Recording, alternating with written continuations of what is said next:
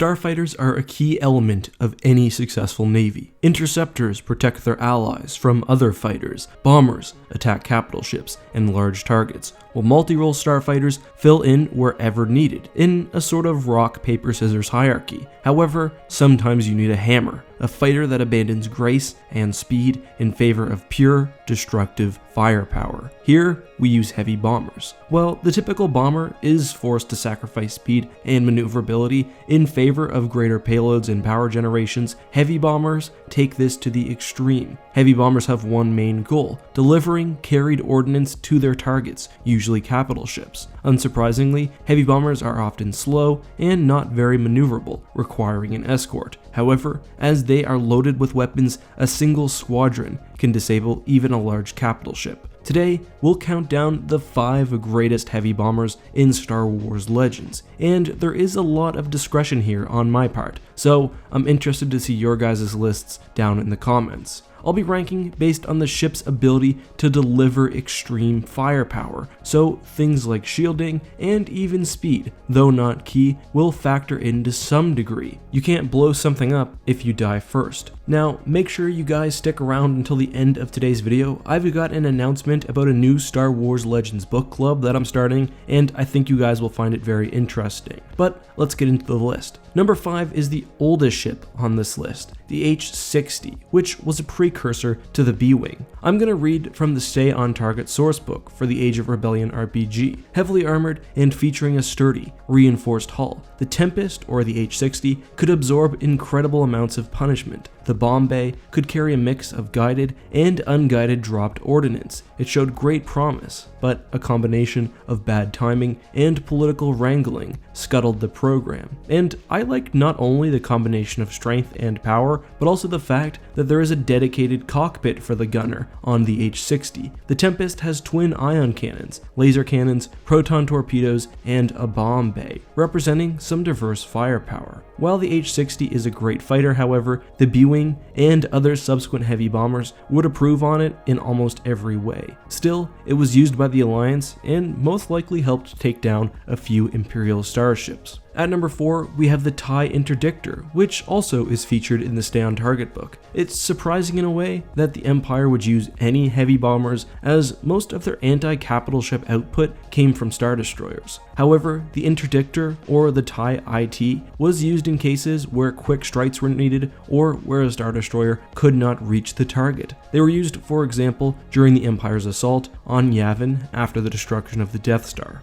The Thai IT carries massive firepower. Besides for the standard Thai laser cannons, it had not 1, but 2 sets of variable missile launchers and 2 of the standard Thai bombers' bomb bay. And essentially, the Thai IT is 2 Thai bombers strapped together, representing truly impressive firepower. That being said, it wasn't as durable as the H-60 and the other fighters on this list, and was most likely a stunningly easy to hit target. That's fine for a heavy bomber, but it does limit its overall effectiveness. What I do like, however, is the Thai IT's ability to launch all of its ordnance at once and at a single target, which makes even one fighter a serious danger to capital ships. Number 3 is the Imperial missile boat. The missile boat is only barely a starfighter and also only barely a heavy bomber, which is why, despite incredible stats, it only occupies the 3rd spot on this list. The missile boat could match a TIE Defender in speed and was nearly maneuverable. Add to that a sturdier shield and hull, and you have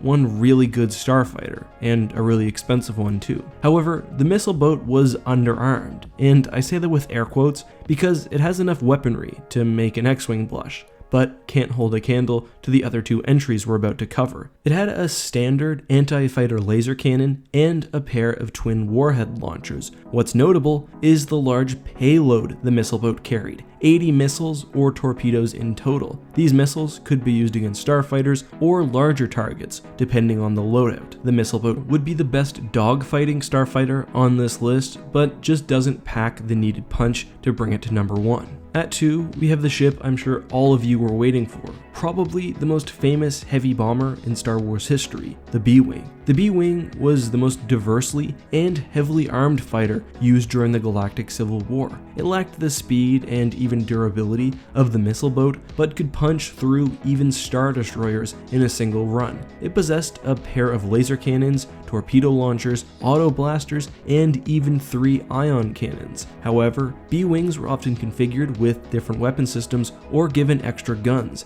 added typically under the wings. These varied weapons meant that B-Wings could drain the shields from a capital ship, then break through the hull with their heavier weapons. Auto blasters, for example, were almost like capital ship grade ion cannons in that they were very powerful but inaccurate and best used at close range. However, instead of inflicting electronic damage, they could blast through material. B-Wings were used by the Alliance at Endor, where they destroyed Star Destroyers single-handedly, and by the New Republic and Galactic Federation of Free Alliances. They remained the main heavy bomber for the good guys, even after the introduction of the K-Wing, a better bomber which takes the number 1 spot. Look at the K-Wing. Just look at it. I think it's obvious why I think it's the best. Besides for a set of turreted laser cannons and a full quad turbo laser, which is insane, it has 18 weapon mounts on the wing and body of the craft. The K-Wing could be armed with literally any projectile weapon, with spaces for extra ammunition within the craft. This makes the K-Wing not only very versatile, but the most deadly ship on the list. The K-Wing was a decent mover for its size, and even used a missile boat or V-Wing style slam booster, which allowed it to temporarily achieve very high speeds, which was useful for quickly moving in on faraway targets or maintaining the element of surprise. The turreted cannon on the K-Wing provides 360-degree coverage for the fighter, which is useful given its lesser speed and maneuverability. The systems are run by a pilot and 3 gunners, which made a single K-Wing a huge investment, but an incredible asset. It's for this reason that I give the New Republic's K-Wing the number 1 spot on this list. With the main video out of the way, let's now get to the announcement that I teased at the beginning of this video. I'm thinking about starting a Star Wars reading club. Basically, once a month or every 2 weeks, we'd choose a book to read together and then discuss. We could start with classics like the Thrawn trilogy, or after Endor with the Truce at Bakura, or even in the Old Republic era. I'm still looking for partners and trying to figure out specifics, but let me know in the comments what you guys think of this idea. It's definitely not the last you'll be hearing of it from me. Anyway guys, thank you so much for watching and for listening to my announcement. All of your comments down below, I'm looking forward to reading them. Until next time guys, this has been EckhartsLadder. May the Force be with you.